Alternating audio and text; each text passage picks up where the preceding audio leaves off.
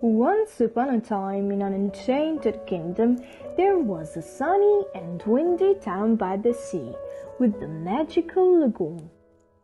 In this lagoon, nature revealed itself in all its splendor, both in vegetation and in fauna.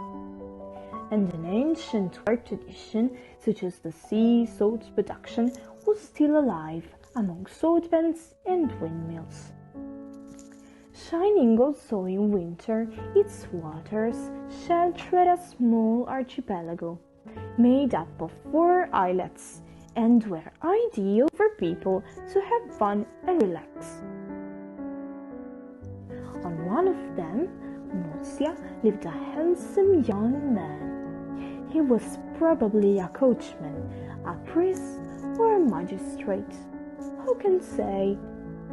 We only know he had a very sensual posture in his body, and the style of his hair and the bands on his breast emphasized his nobility and elegance. He used to wear a tunic with thick and soft folds, and lived in a house full of precious archaeological remains.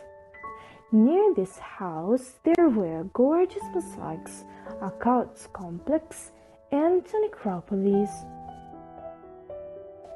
People from all around the world used to come flocking to the strip of land and get inebriated and dance with Sirocco, hear noises of epic battles and fall in love, staring at gorgeous red and golden sunsets. For local people, this lagoon was a true jewel to show everybody with pride, and where to see as well the possibility to start new work activities for themselves, but also and above all for young people, preventing them this way from flying away in search of a job. Well, one day an important measure to develop this area was finally planned and eventually funded. A very big project involving a lot of money and a big amount of work. An intervention to make this area even more attractive than it was before.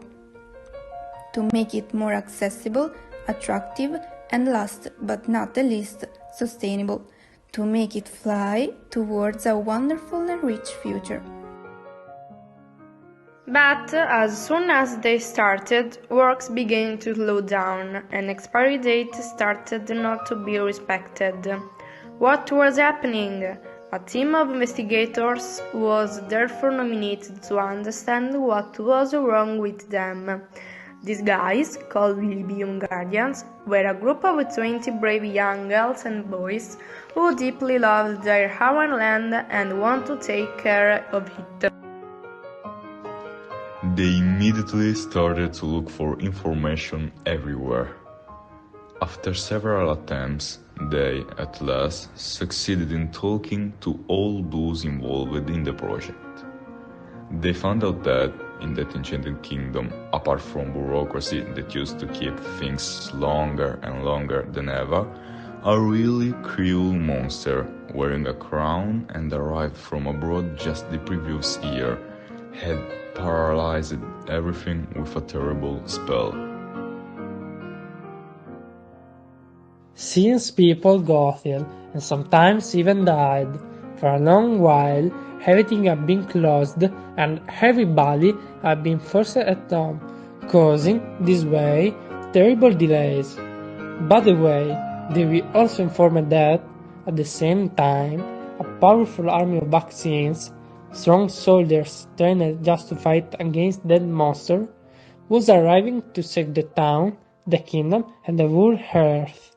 Full of hope, the Lilybeum Guardians gave finally thanks to their many supporters, promising to get everybody informed about their findings, to go on protecting their town and, finally, to hug each other warmly as soon as they could have done that.